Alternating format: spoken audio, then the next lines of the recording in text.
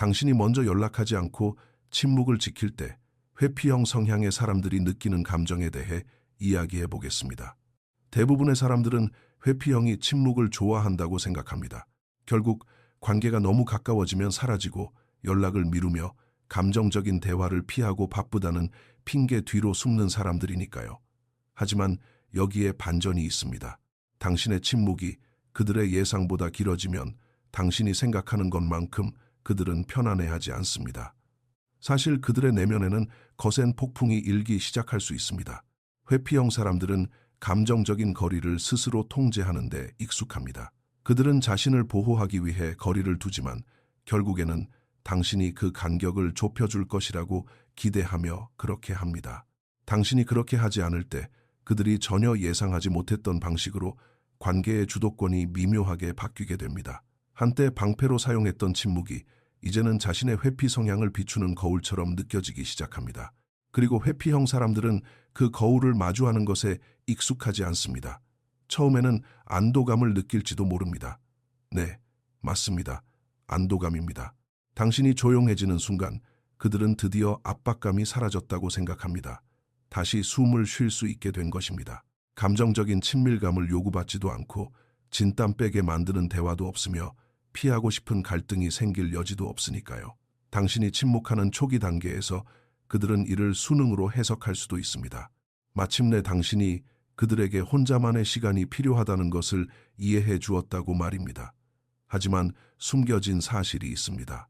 그들은 결국 당신이 다시 연락할 것이라고 기대한다는 것입니다. 그들의 마음속에서는 이것이 영구적인 변화가 아니라 그저 잠시 멈춘 것뿐이라고 믿습니다. 처음 며칠 동안의 침묵은 그들의 두려움보다는 자존심을 채워줍니다. 그들은 자신이 상황을 통제하고 있다고 느낍니다. 거리두기 싸움에서 이겼다고 생각하죠. 하지만 그것은 시작에 불과합니다. 당신의 침묵이 그들이 마음속으로 정해둔 기한을 넘어가면 미묘한 변화가 일어납니다. 회피형 사람들은 친밀감과 거리감의 속도를 스스로 조절하는 세계에 살고 있습니다. 하지만 당신이 침묵을 깨지 않으면 그들은 그 통제력을 잃게 됩니다. 그들은 인정하지 않겠지만 회피형 사람들은 자신이 원할 때 언제든 당신과 다시 연결될 수 있다는 사실을 확인받고 싶어 합니다.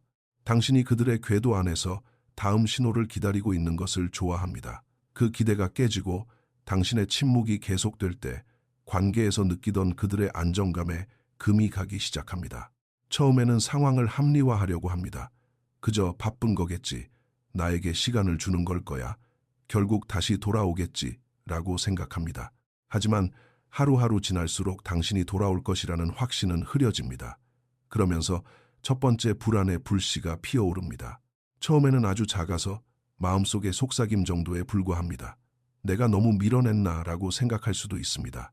회피형 사람들은 자신이 누군가를 잃을 위험에 처해 있다고 생각하는 경우가 드뭅니다. 그들은 자신이 준비가 되면 언제든 친밀감을 회복할 수 있다는 믿음으로 살아왔기 때문입니다. 하지만 이제 당신에게서 아무런 반응이 없자 그 믿음의 기반이 흔들리기 시작합니다. 이때부터 그들은 미묘하게 당신의 상태를 확인하기 시작합니다. 당신의 소셜미디어 스토리를 보거나 예전 게시물에 좋아요를 누르기도 하고 그저 어떻게 지내는지 궁금해서 라는 식으로 가볍게 포장된 모호한 메시지를 보내기도 합니다. 그들은 대놓고 보고 싶다고 말하지는 않을 것입니다. 하지만 그런 작은 흔적들은 회피형 나름의 방식으로 상황을 떠보는 것입니다. 당신의 침묵이 계속해서 단호하게 유지되면 대부분의 사람들이 해내지 못하는 일이 일어납니다. 회피형의 감정적인 방어막을 뚫고 들어가 당신의 빈자리를 뼈저리게 느끼게 만드는 것입니다. 회피형 사람들은 자신의 감정적 욕구를 무디게 만드는데 전문가입니다. 그들은 어린 시절부터 무언가를 너무 많이 원하면 상처를 받는다는 것을 배웠습니다. 그래서 그 욕구들이 보이지 않을 때까지 축소시켜버립니다. 하지만 당신의 길어진 침묵은 그 숨겨진 욕구들을 수면 위로 끌어올립니다. 그들은 뭐라고 이름 붙이기 힘든 희미한 그리움을 느끼기 시작할 수도 있습니다. 아이러니하게도 그들은 혼자만의 시간을 원했지만 막상 그 시간이 온전히 주어지고 나니 이 상황을 정말 좋아하는지 확신할 수 없게 됩니다. 이때부터 마음속에 복잡한 생각들이 시작됩니다. 이는 반드시 상대를 조종하려는 것이 아니라 일종의 방어 기제입니다. 그들은 당신이 밀당을 하고 있다거나 화가 나서 자신을 벌주고 있다거나 혹은 다른 사람을 찾았다고 스스로에게 말할지 모릅니다. 이러한 시나리오가 항상 정확한 것은 아니지만 이를 통해 회피형 사람들은 자신이 느끼는 불편함의 원인을 외부로 돌릴 수 있게 됩니다. 만약 당신의 침묵이 그저 당신의 새로운 경계선일 뿐이라는 것을 인정한다면 그들은 자신의 행동에 결과가 따른다는 사실을 직면해야 합니다. 그리고 그것은 감정을 통제하는 데 익숙한 사람에게는 받아들이기 매우 힘든 진실입니다. 당신이 조용히 있는 시간이 길어질수록 그들의 내면에 있는 자기 비판의 목소리가 깨어납니다. 회피형 사람들은 종종 차분하고 무심해 보이는 겉모습 뒤에 숨어 있습니다. 하지만 그 깊은 곳에는 많은 사람들이 깊은 불안감을 안고 살아갑니다. 그들은 자신이 충분하지 않거나 사랑받지 못하거나 사랑하기에 너무 까다로운 사람일까봐 두려워합니다. 일상적인 관계 속에서 그들은 그런 두려움을 철저히 가둬둡니다. 하지만 당신이 연락하지 않을 때 그 두려움은 더욱 크게 속삭이기 시작합니다. 나를 향한 마음이 끝난 걸까? 나는 노력할 가치가 없는 사람일까? 내가 이 관계를 정말 망쳐버린 걸까? 라고 말입니다. 당신의 침묵은 단순히 공간을 남기는 것이 아닙니다. 그것은 공허함을 남기고 그 공허함은 그들이 지금까지 회피해왔던 불안감들로 채워지게 됩니다. 자존심의 문제도 있습니다. 회피형 사람들도 자존심이 없는 것이 아닙니다. 만약 그들이 감정적인 관계에서 항상 우위를 점해왔다고 믿는다면 당신의 지속적인 침묵은 그 믿음에 대한 직접적인 도전이 됩니다. 어떤 이들은 이제 내 방식대로 게임을 하려나 보지 라며 짜증을 낼 수도 있습니다. 반면 어떤 이들은 조용히 패닉에 빠질 수도 있습니다. 자존심 때문에 그들은 먼저 침묵을 깨기를 망설이게 됩니다. 먼저 다가가는 것은 겉으로 보여준 것보다 상대를 더 많이 신경 쓰고 있다는 것을 인정하는 셈이기 때문입니다.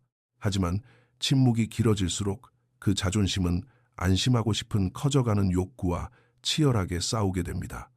결국 당신의 침묵이 계속 유지된다면 더 깊은 변화가 일어납니다. 그들은 자신들의 대처 방식에서 스스로가 밀렸다는 것을 깨닫기 시작합니다. 회피형 사람들은 자신을 보호하기 위해 종종 뒤로 물러나는 방식을 사용합니다.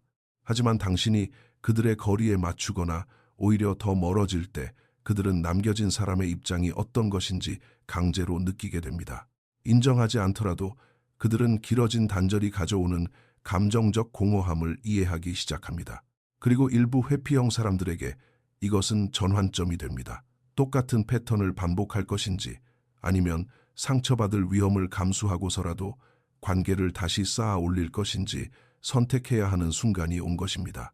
이쯤 되면 당신의 침묵은 그저 빈 공간이 아닙니다. 그것은 하나의 선언입니다.